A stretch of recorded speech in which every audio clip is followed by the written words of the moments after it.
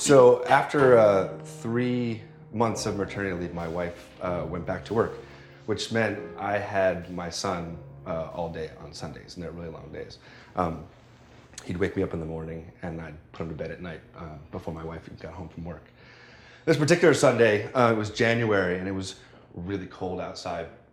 And Jake is sitting in his high chair, and he's covered in mashed up potatoes and Cheerios. And our dog, Truman, is scratching at the door. I pushed him too far, and he's got to go out. So I take Jake, and I'm like, okay, Homer, my nickname for him.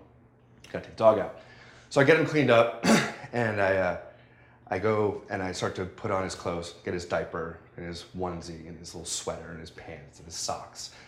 And then his sweater, and then his scarf and his zip-up suit and his hat and his little gloves, those little mittens that sort of fall off and disappear everywhere.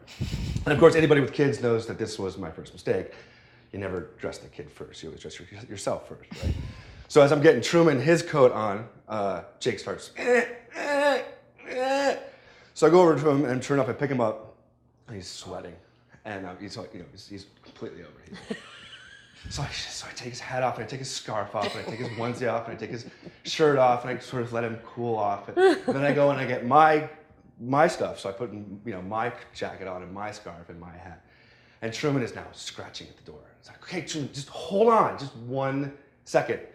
And as I'm doing this, I'm smelling something, and I can't figure out what it is. It's kind of just off. So I go over to Jake, and I pick him up, and I smell his butt and do the whole diaper check thing, but it's not him. So I'm going to get my shoes, and I step in it. And the cat has thrown up on the floor. So I got to go over to the bedroom, and I got to change my socks. As I'm sitting there changing my socks, I hear Jake just totally melt down. So I go over to him, and I pick him up. And I look at him. He's got his face is all scrunched up, and he's like, I'm holding his, and he just projectile vomits all over the front of me. And I'm like, you gotta be kidding me. I swear to God, at that moment, I hear a poof. It's like a little poof. And I look over, and Truman is squatting in the kitchen, and shit is draining out of his ass. And there is a debris field of feces across the kitchen floor, all over the cabinets, and up the refrigerator. You gotta be kidding me. I'm covered in throw up, and I'm standing and my foot's all covered with cat puke. And I just put a pacifier in Jake's mouth, and I put him on the couch, and I flick the TV on, and I go into the bedroom, and I close the door, open the window, sit down on the bed, and light a cigarette. Fuck this. I'm so done. On the morning of 9/11, I was standing on the Manhattan Bridge, looking downtown, and the second tower had just fallen, and there's a huge plume of smoke coming up over the city. Streams of people are walking behind me from Manhattan into Brooklyn. I have this thought: I can just disappear. I can take my wallet out of my back pocket, drop it over the bridge, and disappear. Just start walking. And no one would know. No one would know that I was abandoning my family. Maybe after a couple of days, they'd start looking for me, and maybe they just assumed I went down to help, and maybe Jake would grow up thinking I died a hero, and my ashes were there somewhere in the rubble, and not that I was off living a life I secretly fantasized about sometimes. This was a huge door, a once-in-a-lifetime opportunity where I could just walk away, and nobody would know. But the truth is that there are these little doors in my life where I can choose to walk in or I can choose to walk out. In fact, as a man, as a father, the world is built for me to walk away. I'll tell you what I mean. After 10 hours of active labor, my wife had a C-section, and I was there for the whole thing. And after she was sewn up and Jake was cleaned up, a nurse comes in, and she puts him on a little cart, and she starts wheeling him away. And I'm looking back at my wife, and she's passed out because she's exhausted and she's high on morphine. So I just had to follow Jake and the nurse. So I'd follow them, and we get in this elevator, we go down a floor, and we walk across the floor, and we get to the entrance of the nursery, and she's like, I'm sorry, sir, you can't come in. I'm like, what do you mean? She's like, I'm sorry, sir, I have to feed him. I said, I know, so his blood sugar doesn't drop, right? She's like, sir, I have to keep him warm. I said, I know, so his body temperature doesn't drop. I get it. It's like, sir, you can't come in. I'm like, listen, lady, I'm standing here in scrubs. I was just in surgery. I'm not going to stand here and watch my son through a window while you put him underneath a warmer and stick his needle in his foot every 15 minutes so I can test his blood sugar, when I can hold him and I can feed him. And she looks around and it's 5:30 on New Year's Eve morning. There's nobody around. The nursery's empty. And she's fine. And she lets me in. I had to fight to feed my own son. See, from the beginning, there's this slow and steady discounting of dad that I can choose to be complicit in. It's easy. It's easy for me to sit at work and to work on a couple more emails or finish a presentation while my wife is home. And I don't have to feed screaming kids or walk pacing dogs, right? But I don't have to go home to a wife who's grown, not chosen, but grown to resent me. At first, it was kind of cute the way I didn't know what that gurgle meant, and I didn't know that he didn't like the mashed up pears. I mean, in the beginning, she relished her knowledge. She cherished her newfound meaning, like this was what she was meant to do. But now, she's grown to resent me. Because for her, she can't leave, ever. Her own guilt has her nailed to the kitchen floor, and now I'm the asshole. I'm the moron. I'm the guy who just doesn't understand. I'm the buffoon you see on TV. Oh, honey. Oh, dad. I'm the guy who just doesn't get it. So I can sit at my desk and I can be treated like the professional, the competent professional that I am. Or I can go home and be treated like the moron I'm expected to be.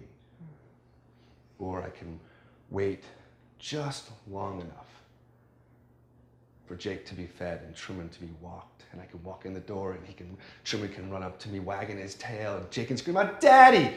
And I can go into the bedroom and read Jake's stories until he goes to sleep when my wife does the dishes.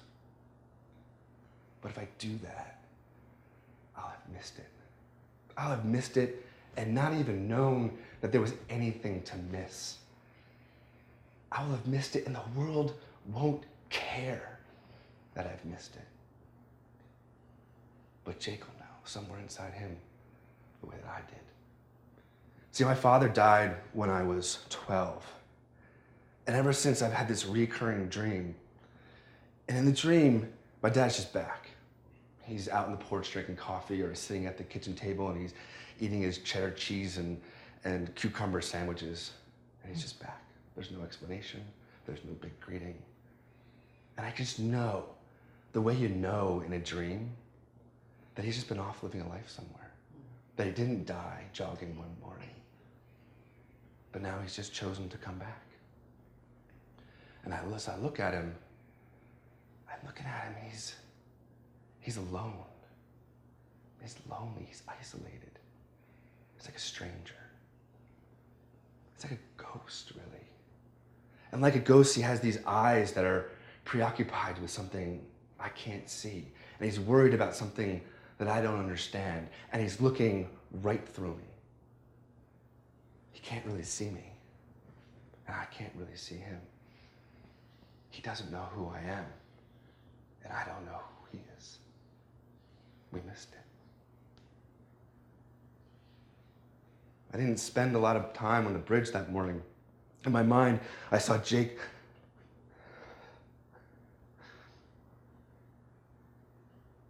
sitting at a table, coloring.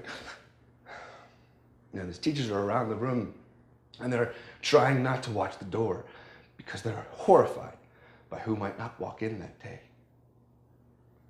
So I spent the morning walking home through Brooklyn. The truth is, I hated Sundays. They were long, and they were tedious, and they were boring. And if I had any money, I would have hired a babysitter to take care of Jake on Sundays. I would have hired a house cleaner to clean up this mess or any other mess on Sundays. I would have had a dog walker come and walk Truman, but I didn't. I had nothing. I was 28 years old, and I had nothing. And a month of Sundays turned into year of Sundays turned into 2 years of Sundays, and 3 years of Sundays, and 4 years of Sundays, and 5, and 6, and 7, and 8, to 15 years of Sundays. And Jake's sitting on the couch. He's a freshman in high school, and he's working on a paper, and he's doing this thing where his throat's going. He started doing it when he was in 4th grade, and it means he's really stressed out. I've got this text from an old sailing buddy who's back in town. He wants to get the crew together to go out for drinks. So if Jake says, hey buddy, Sebastian's back in town and he wants to go out to the bar with the crew, get some drinks, are you gonna be okay? I really wanna go. He's like, yeah, Dad, I'm fine, go ahead. Are you sure? He's like, yeah, just tell Sebastian I said hello. I said, all right. So I go to the bar and I'm there for about an hour and I get a text from Jake and it says, I don't know if I can do this. And he never does this. And like, it's sort of an unspoken rule in our house that you don't interrupt somebody when they're out with their friends unless it's really important. So I texted back and said, okay, I'll be right home. As I'm in the parking lot going out to the car, I'd see another text come back from him and says, are you sure? And I just put it in my pocket and I go home. And when I get home, Kate's asleep and all the lights are off except for the hall down the kitchen. And he comes down the hallway and he doesn't say anything. He just walks up to me and he puts his head in my chest and he just starts to weep. And I put my arms around him and I say, it's okay, buddy, we're gonna figure it out.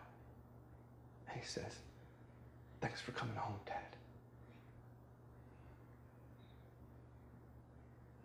I needed to know what my kid's puke smelled like, and he needed to watch me on my knees retching as I cleaned up dog shit.